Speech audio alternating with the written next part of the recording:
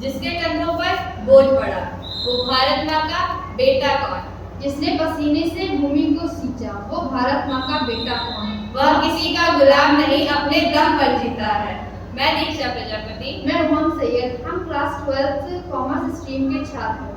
अंतर्राष्ट्रीय मजदूर दिवस पर आपके सामने अपने भाव प्रकट करना चाहते हैं। अंतर्राष्ट्रीय मजदूर दिवस लाखों मजदूरों के परिश्रम, दृढ़ निश्चय और निष्ठा का दिवस है।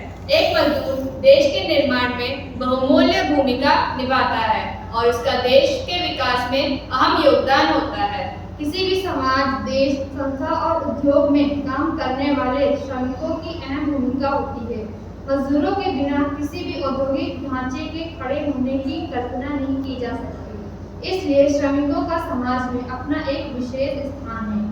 लेकिन आज भी देश में मजदूरों के साथ अन्याय और उनका शोषण होता है।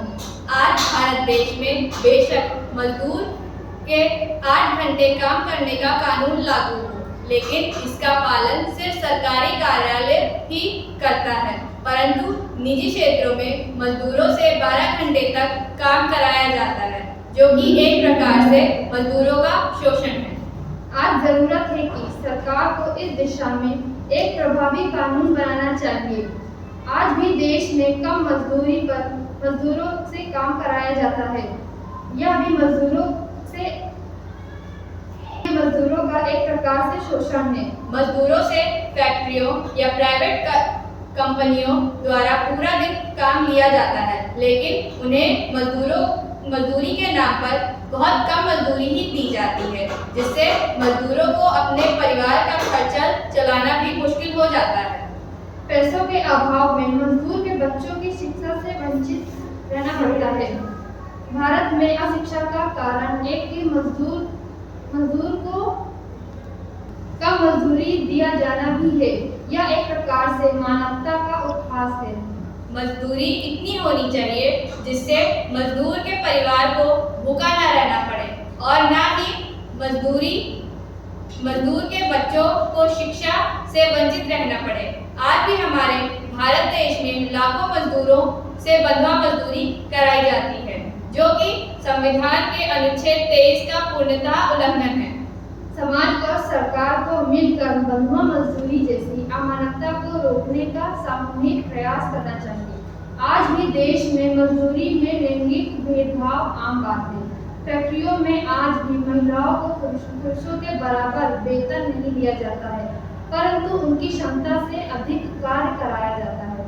यहाँ महिलाओं के लिए पृथक शौचालय की व्यवस्था नहीं की जाती।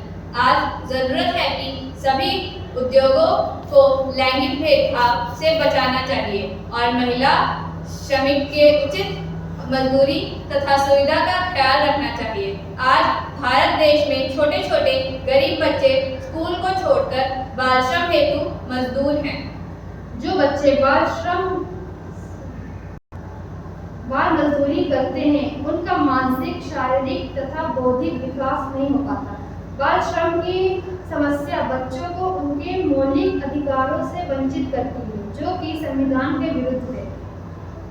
हालांकि बाल श्रम को रोकने के लिए कई कड़े कानून बनाए गए हैं। इसके बावजूद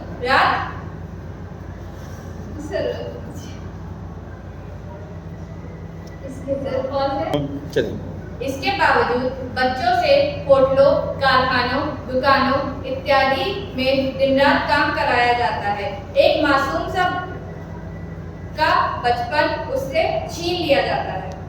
बाल श्रम की समस्या का समाधान तभी होगा जब हर बच्चे के पास उसका अधिकार पहुंच जाएगा। इसके लिए जो बच्चे अपने अधिकारों से वंचित हैं, उनके अधिकार उनको दिलाने के लिए समाज और देश को सामूहिक प्रयास करने होंगे।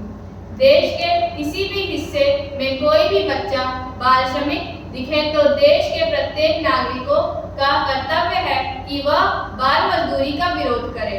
अगर देश में से बाल मजदूरी रुकेगी तभी मजदूर दिवस मनाना भी मान्य होगा। मजदूर दिवस के अवसर पर संपूर्ण राष्ट्र और समाज को राष्ट्र और समाज की प्रगति, समृद्धि तथा खुशहाली में दिए गए श्रमिकों के योगदान को नमन करना चाहिए।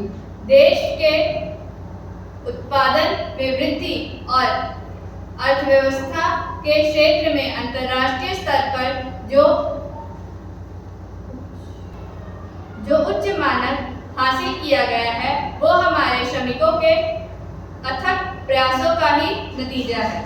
इस पुनीत अवसर पर देश के विकास और निर्माण में बहुमूल्य भूमिका निभाने वाले लाखों मजदूरों के कठिन परिश्रम, दृढ़ निश्चय और निष्ठा का सम्मान करना चाहिए और मजदूरी के हितों की रक्षा के लिए संपूर्ण राष्ट्र और समाज को सदैव तत्पर रहना चाहिए। जय हिंद, जय मजदूर, जय किसान।